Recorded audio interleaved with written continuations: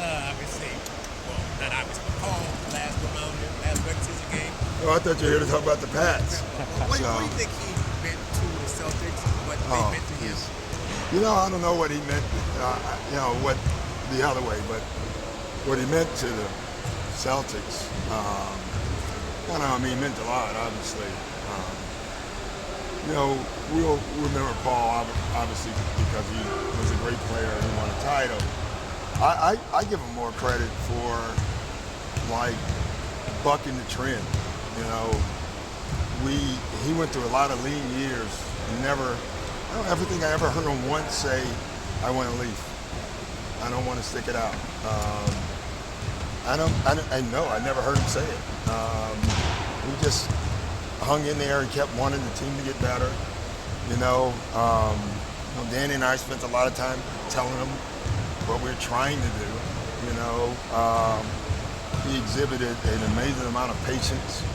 And so for me, personally, that's what I always think about with Paul. Like, in the time where guys get tired because they're not winning, they want more guys, they want this. He just wanted us to keep pushing and getting better, and it turned out for him. We ended up with Ray and Kevin, with Rondo and the whole group, and we ended up winning a title. And, that for Kevin's health, I don't know how many titles we may have won, But that's what I remember Paul for, like being just a true Celtic, a true guy. Like, he just stuck it out. I think that was cool. What's your plan for using him on Sunday? I don't know yet. You got some options. Yeah, we got a lot of options, But he'll play for sure. Some people say that he might have been the best pure scorer in the franchise's. Yeah, I mean, Bird was pretty good.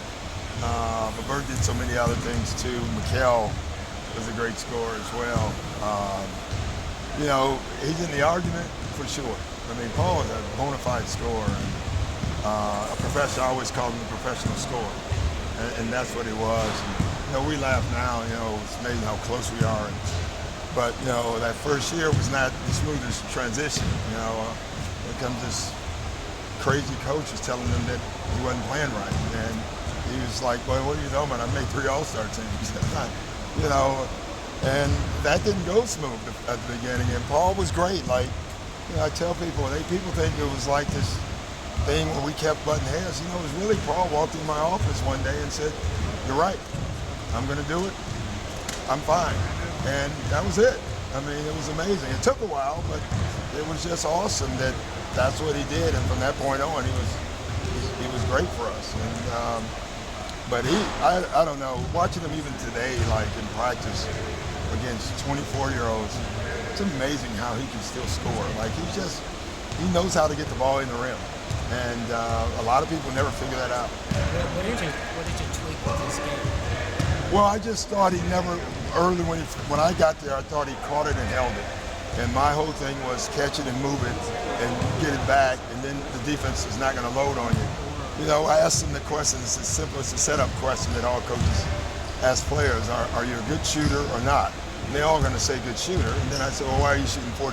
If you're a great shooter, then you're doing something wrong. And, he didn't have the answer to that.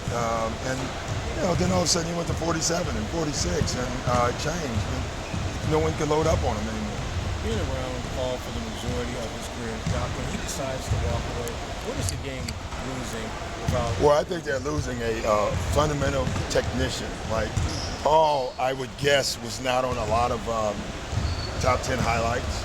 Yet that night he may have had 38, but he just did it in such a fundamental way. Like, if you love basketball, you love watching Paul score and his footwork and how he scored. I mean, one of the few guys, I guess Bird, they said, did it too at the end of the games when you drew up the play.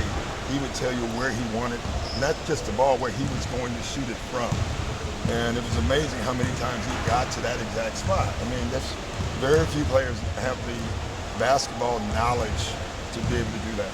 Doc, how has he handled this season? Obviously, he's been great. Like, this has been, last year I thought it was a struggle for him because he hadn't said a lot. Right. He didn't know. This year he's been amazing. He's been absolutely great. The film session today, you know, I was pointing out spacing, and all of a sudden you hear that voice in the background today. I mean, this is what he just knows, and he speaks up. He doesn't use his voice all the time. He kind of picks his spots. He knows he's not playing every day, so they don't want to hear his everyday voice. But he's been absolutely wonderful, and I think he's soaking it in everywhere. Like, he really appreciates the game now, and you can see that. Have you talked at all, you and Paul, about just once he's done playing, him still being around the organization? Yeah, we've talked a lot. I think what him and Kevin, you know, I urged them both to kind of take their time and just see what they want to do out there first. And then, you know, in the middle of the year, come back and then figure it out. And that's what Kevin did with us. That's why he's back with us now. But I think it's important for guys to just take a little breather, you know, and figure it out. What did that 08 team mean to you, and what did you learn from the journey of trying to fit those guys together? Well, the 08 team meant the world to me. I mean, it made us all champions. It's number one. You know, the challenge for us was to get the urgency of the now with that group. I didn't think we had the leverage like when Miami, you know, put Wade and LeBron and Bosh. They were young. Like, they had time. Like, it didn't work out in their first year, and I didn't think we had that time. And convincing our guys of that going to camp was my biggest job, I thought. Like, because everyone thought we wasn't going to win it that year, we win it the following year. And I kept telling our guys, we're too old to take a year for granted. And I thought that the whole team bought into that was important. If Paul came into the league now, would people try to change his game? Sort of frame? Well, he'd shoot the three anyway. So, no. I mean, if they did, they'd be nuts. Paul would be great now. You know, if Paul was young now with the no-touch rules, he would be unguardable. With his footwork and his body strength, Paul would be unguardable now. You think they'd be emotional from tomorrow? Yeah. Paul's emotional anyway. You know, we were born on the same day, you know, and we have a lot of the same traits, and Paul's very emotional. You know, it's funny, like, he has this poker face. You know, in the game, sometimes you can't read his body language. You know, when you're around him every day, I can, for sure. But tomorrow will be a good day for him. Doc, how do you stop Isaiah Thomas? No one's figured it out, you know, so you know, I think that's for all the Eastern coaches to figure out. We only have them twice a year. We're going to try to do what we do, you know, in one-day preparation. It's a little harder for us, but he's been magical. It's been amazing, especially in the fourth quarters, just watching him play. And I think he's doing it right. Like, you know, watching him last night, obviously he could have chased 40, but he really didn't. He, you know, when they trapped him, he gave the ball up. He ended up doing what he does anyway, you know. So I think he's doing it the right way. I'm just amazed at his ability to finish, you know, in the paint. I mean, it's just remarkable to watch. Doc, you played with small guards before. Yeah. I mean, is he the best small, under 6 foot guard? Yeah, I mean, it's still too early, but yeah, I mean, he's the best. I mean, Tiny Archibald was pretty good too, but I mean, yeah, I was with Spud in Dallas a couple of weeks ago, and I was giving him crap about Isaiah. I was like, wow, it's not even close. You know, and, Spud, like, he can't jump like this. Well, that may be true, but it's amazing. Like, watching him play, man.